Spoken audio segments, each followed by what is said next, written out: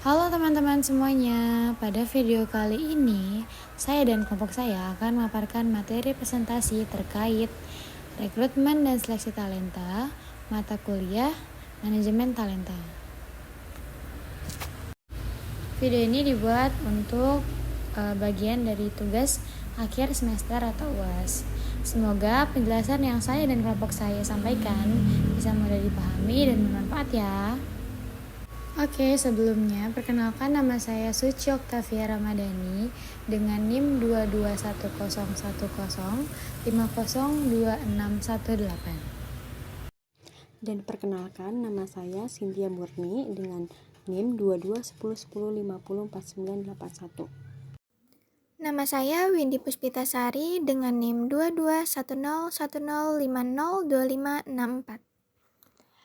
Materi pertama yang akan kita bahas yaitu mengenai rekrutmen talenta. Jadi, rekrutmen talenta adalah proses strategis untuk menarik individu yang berkualitas, berpotensi, dan sesuai dengan kebutuhan perusahaan.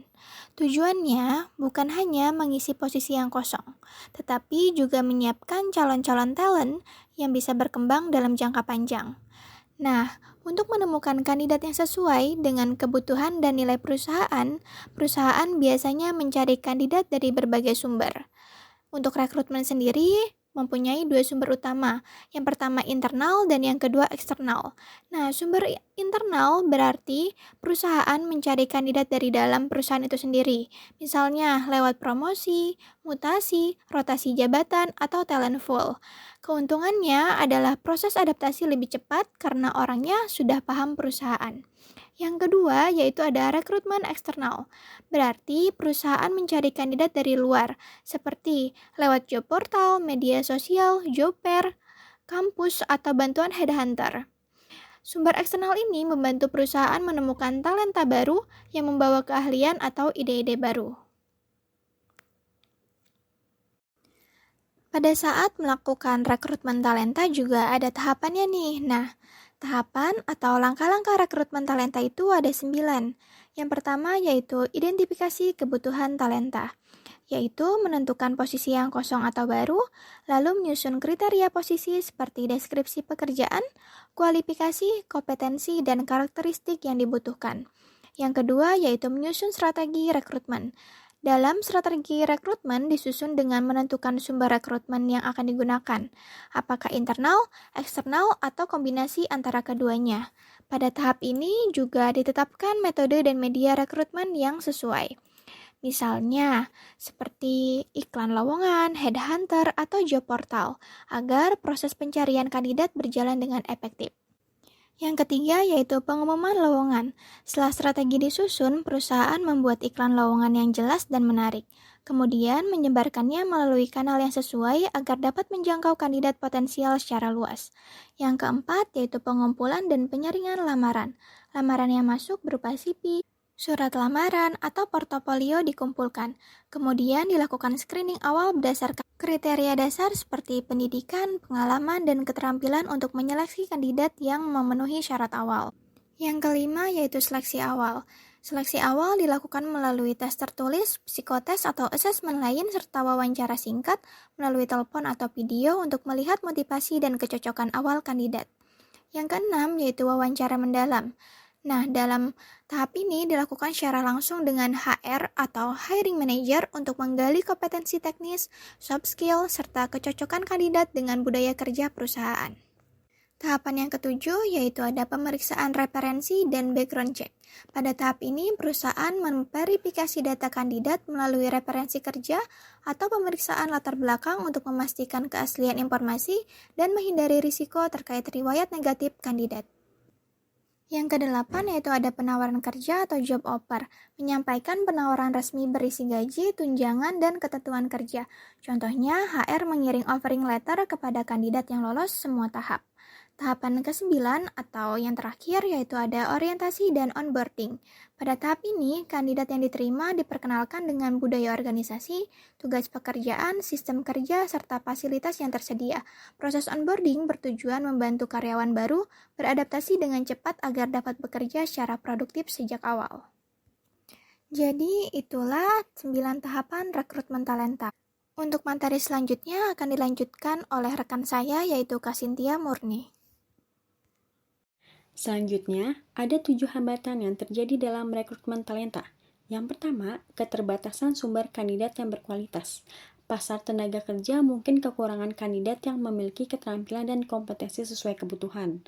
Yang kedua, proses rekrutmen yang tidak efisien. Proses yang terlalu panjang dan birokratis dapat membuat kandidat potensial kehilangan minat. Yang ketiga, kurangnya brand employer yang kuat. Perusahaan yang kurang dikenal atau memiliki reputasi negatif sulit menarik pelamar yang berkualitas. Keempat, ketidaksesuaian kriteria dan realita posisi. Deskripsi pekerjaan yang tidak jelas atau tidak realistis membuat kandidat bingung atau salah paham. Kelima, bias dalam proses seleksi.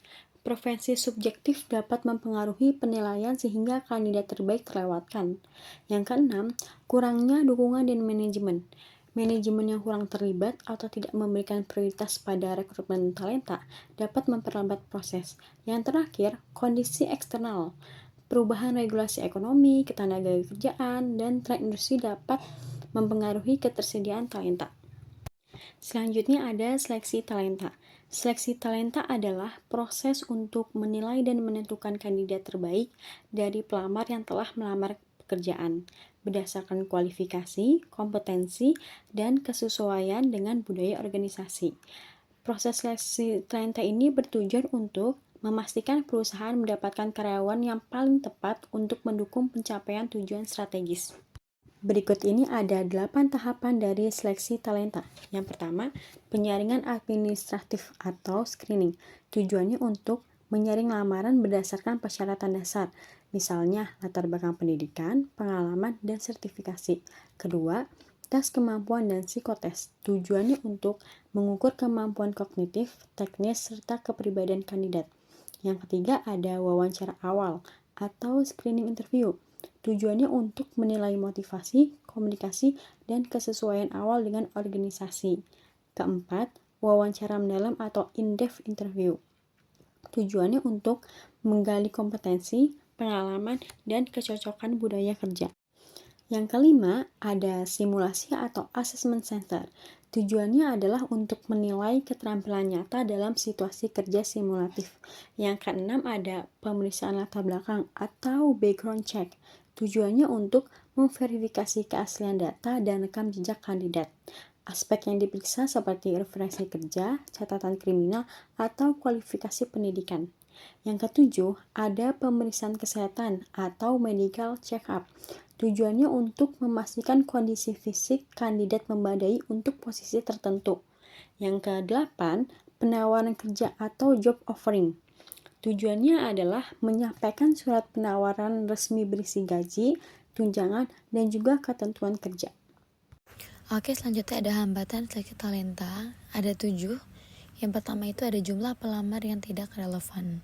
Banyak pelamar tidak memenuhi kualifikasi karena syarat lowongannya kurang jelas, sehingga seleksi awal menjadi lebih sulit. Yang kedua, bias dalam penilaian. Penilaian bisa dipengaruhi oleh pandangan pribadi pewawancara, sehingga hasilnya kurang adil dan objektif. Yang ketiga, proses seleksi terlalu lama. Proses yang terlalu panjang membuat kandidat kehilangan minat dan memilih perusahaan lain. Yang keempat, kurangnya alat penilaian yang akurat. Jika kita menilai kandidat hanya dari CV dan wawancara, itu belum cukup untuk melihat kemampuan kandidat yang sebenarnya. Kemudian ada ketidaksesuaian budaya. Kandidat mungkin bisa saja mampu secara teknis tapi tidak sesuai dengan budaya kerja di perusahaan. Selanjutnya, kurangnya data atau informasi tentang kandidat. Informasi kandidat yang kurang lengkap itu dapat menyulitkan tim seleksi dalam mengambil keputusan. Yang terakhir, sumber daya rekrutmen terbatas. Jumlah staf HR yang terbatas membuat proses seleksi berjalan lebih lambat. Oke, pada materi kali ini kita menggunakan studi kasus dari PT Sumber Jaya Alvaria Trijaya Tbk atau Alfamart.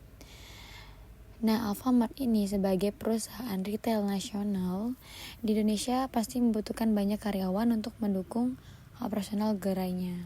Oleh karena itu, proses rekrutmen dan seleksi harus dilakukan secara efektif agar kualitas layanan tetap terjaga. Nah, proses rekrutmen Alfamart telah mengikuti standar operasional perusahaan, namun masih menghadapi beberapa kendala. Nah, hambatan utamanya itu yang biasa muncul antara lain kualitas pelamar yang belum sesuai dengan kriteria, kedisiplinan kandidat dalam mengikuti tahapan seleksi, serta lamanya proses rekrutmen. Demikian pembahasan materi dari kelompok 5 mengenai rekrutmen dan seleksi talenta. Berikut pantun dari kelompok kami. Ke ruang meeting sambil bawa data, duduk rapi bersama rekan kerja. Materi rekrutmen dan seleksi talenta sudah kita bahas bersama.